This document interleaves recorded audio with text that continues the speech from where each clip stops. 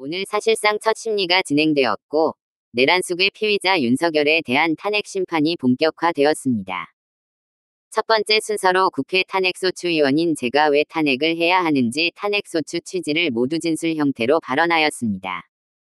약 10분간 발언을 정확하게 해야 하므로 진술서를 정성스럽게 써서 가서 읽었습니다.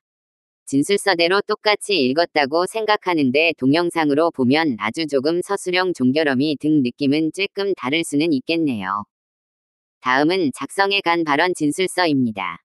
존경하는 헌법재판소 재판관님들께 국회 소추위원, 국회 법제사법위원회 위원장 정청래입니다. 대한민국은 법치국가이고 모든 법의 으뜸은 헌법입니다. 대한민국 헌법 130개 조항을 압축 요약해 놓은 헌법 전문에서 불의에 항거한 4.19 민주이념을 계승한다고 되어 있습니다. 이는 사실상 5.16 군사 쿠데타를 불의한 것으로 규정해 헌법 정신에서 탄핵하고 있습니다. 대한민국의 주인은 국민입니다. 헌법은 제1조에서 대한민국은 민주공화국이고 대한민국의 주권은 국민에게 있고 모든 권력은 국민으로부터 나온다고 주권재민의 정신을 선언하고 있습니다. 국민의 것은 국민의 것입니다. 국민으로부터 위임받은 권력이 위헌위법적으로 국민 위에서 군림할 수 없습니다.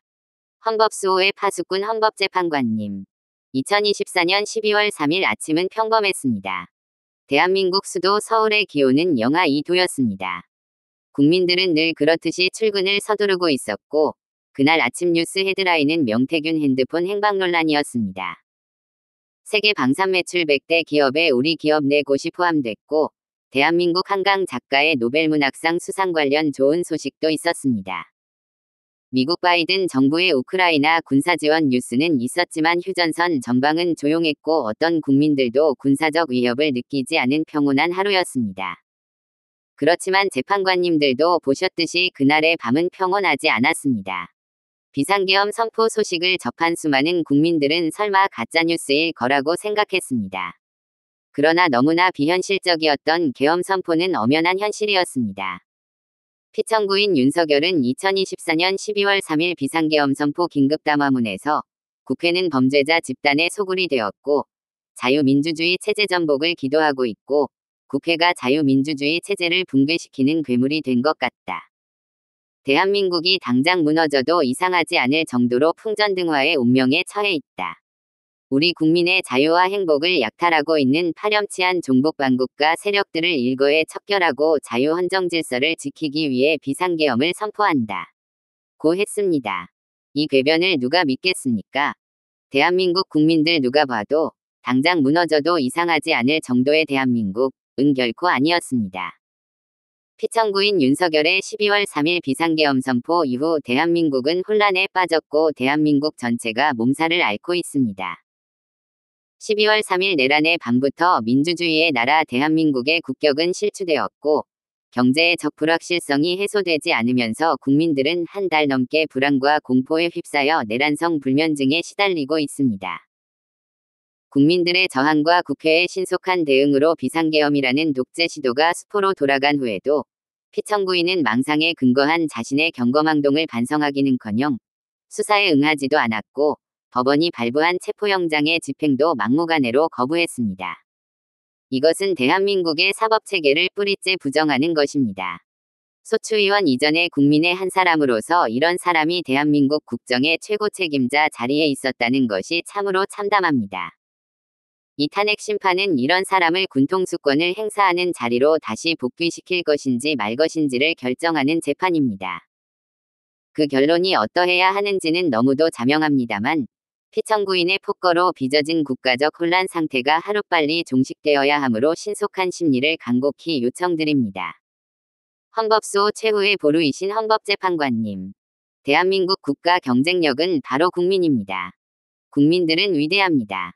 비상계엄 소식을 듣자마자 달려 나온 국민들께서 국회 본청까지 쳐들어온 계엄군을 막아서고 장갑차 앞에서 온몸으로 저항했습니다. 국민들이 국회의원들의 본청 출입을 도왔습니다. 이처럼 국민들께서 골든타임을 확보해 주신 덕분에 국회의원들이 계엄 해제 요구안을 통과시킬 수 있었습니다. 오늘날 대한민국이 전 세계의 부러움을 받을 정도로 정치, 경제, 그리고 문화적으로 우뚝 서게 된 것은 한국 현대사를 치열하게 살아내신 우리 선조들과 현재를 살아가는 우리들의 합작품입니다. 이토록 자랑스러운 대한민국을 하루아침에 전 세계 웃음거리로 만든 것이 피청구인의 비상계엄 선포였습니다. 그러나 민주주의를 지켜내려는 국민들의 열망으로 피청구인의 독재 기도를 막아낼 수 있었고, 세계는 다시 대한민국 민주주의의 놀라운 회복력에 주목하고 있습니다. 이 모든 것이 국민들 덕분입니다.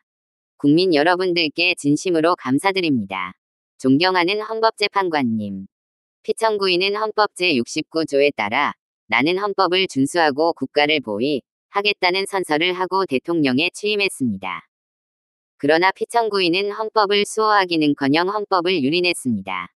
대한민국의 헌법과 민주적 시스템을 송두리째 무너뜨리려 했던 피청구인 윤석열을 왜 파면해야 하는지 그 이유를 말씀드리겠습니다. 첫째, 피청구인 윤석열은 계엄의 전제 조건을 위반했습니다. 헌법 제77조 제1항에 대통령은 전시사변 또는 이에 준하는 국가비상사태에 있어서 병력으로서 군사상의 필요에 응하거나 공공의 안녕질서를 유지할 필요가 있을 때에는 법률이 정하는 바에 위하여 계엄을 선포할 수 있다. 고 되어 있습니다. 대한민국은 전시상황도 국가비상사태도 아니었고 병력으로서 공공의 안녕질서를 유지할 만큼 혼란도 없었습니다. 같은 내용을 규정하고 있는 계엄법 제2조 제2항도 동시에 위반했습니다. 둘째, 피청구인 윤석열은 계엄 선포의 절차를 위반했습니다. 계엄법 제2조 제5항은 대통령이 계엄을 선포할 때에는 국무회의의 심의를 거쳐야 한다. 제6항 국방부 장관 또는 행정안전부 장관은 국무총리를 거쳐 대통령에게 계엄의 선포를 건의할 수 있다. 고 되어 있고, 헌법 제82조는 대통령의 국법상 행위는 문서로서 하며 이 문서에는 국무총리와 관계 국무위원이 부서한다. 군사에 관한 것도 또한 같다. 고 되어 있습니다. 현재까지의 국무위원들의 증언에 따르면 형식과 절차에 따른 정상적인 국무회의는 없었고, 현재로서는 국무회의 문서도 부존재해 보입니다. 이처럼 피청구인이 선포한 비상계엄은 내용에 앞서 절차 면에서도 전혀 헌법과 계엄법을 따르지 않았습니다. 셋째, 국회는 비상계엄이나 어떤 경우라도 침탈할 수 없음에도 불구하고 위헌위법하게 침탈해 국회의 기능을 마비시키려 했습니다. 헌법 제77조 제5항에는 국회가 제적위원 과반수의 찬성으로 계엄의 해제를 요구한 때에는 대통령은 이를 해제하여야 한다. 고 되어 있습니다. 비상계엄을 해체할 수 있는 곳은 유일하게 국회입니다. 이런 국회의 권한과 권능을 방해하려고 국회를 무장병력으로 봉쇄하려 했습니다. 이는 명백한 국헌문란행위 내란입니다. 넷째, 피청구인 윤석열의 계엄 포고령 1호 제1항 국회와 지방의회, 정당의 활동과 정치적 결사, 집회, 시위 등 일체의 정치활동을 금지한다. 는 것은 헌법 제77조 제3항을 정면으로 위반했습니다.